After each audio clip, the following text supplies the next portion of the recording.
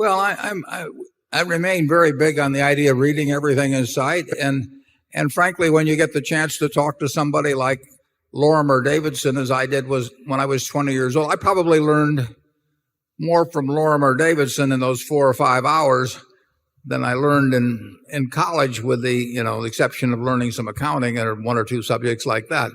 So you just want to soak it up. If you have those qualities you talked about, you'll see the areas as you go along. I mean, Charlie and I probably, we've made money in a lot of different ways, some of which we didn't anticipate, when we were 30 or 40 years ago.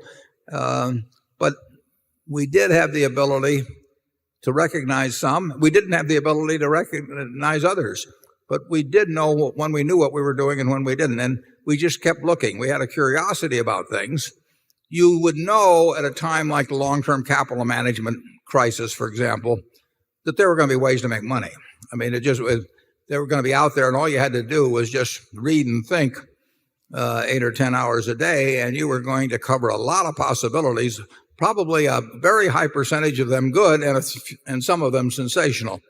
So you can't really lay it out ahead of time. You can't have a defined roadmap, but you can have a reservoir of thinking, looking at different kinds of businesses, looking at different kinds of securities, looking at markets in different places, and you will then spot a reasonable number of things that come along. You won't spot every one of them. We've missed all kinds of things. But the biggest thing, too, is to have something in the way you're programmed so that you don't ever do anything where you can lose a lot. I mean,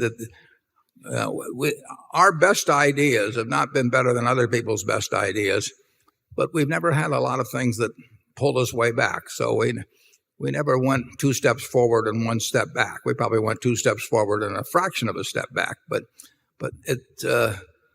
avoiding the catastrophes is a very important thing, and it will be important in the future. I mean, you will have your chance to participate in catastrophes.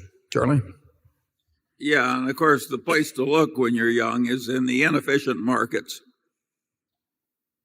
You shouldn't be trying to guess whether, one drug company has a better drug pipeline than another.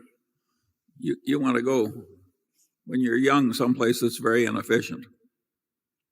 And you shouldn't be trying to guess whether the stock market is going to go up or whether long-term bonds are going to change in yield. I mean, you don't have anything going in that kind of a game. But you can have a lot going in games that very few people are playing, and maybe where they're even got their heads screwed on wrong in terms of how they're thinking about the subject. The RTC was a great example of a chance to make a lot of money.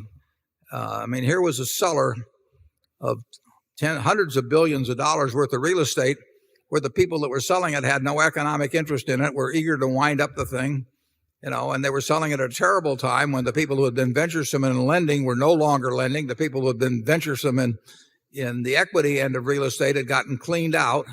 So you had a great background of environment, and then you had an imbalance of intensity in terms of analyzing situations between the seller, which was the government, with a bunch of people who had no economic interest in it and were probably eager to wind up the job, and buyers on the other side who were of the generally cautious type, because the more venturesome type had taken themselves out of action. And there were huge amounts of property. So you get these opportunities, and you'll get more. I mean, there won't be any scarcity of opportunities in your life, although there will be days when you feel that way.